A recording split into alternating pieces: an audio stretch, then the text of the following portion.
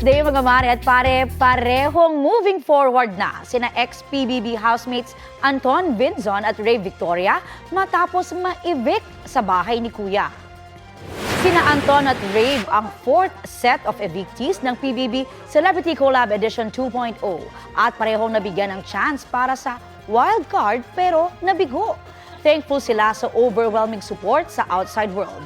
Masaya sina Anton at Rave sa kanilang na-achieve sa bahay ni Kuya at sa mga friendship na nabuo roon. Binigyang diin nila ang importance ng communication para sumakses sa mga task. Si Rave as a newbie sa showbiz, blessed na nagkaroon ng new friends dahil sa PBB na pwede niyang hingan ng payo.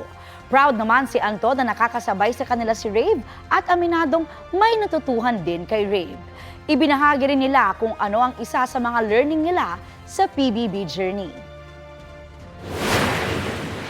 Opo, pinag-uusapan po namin lahat ng boys po, lahat ng housemate na kapag may problema sa isa't isa, dapat pag-usapan namin. Huwag yung parang may middleman pa na, pre, tulungan mo naman ako. Dapat kausapin mo talaga yung taong yun at explain mo talaga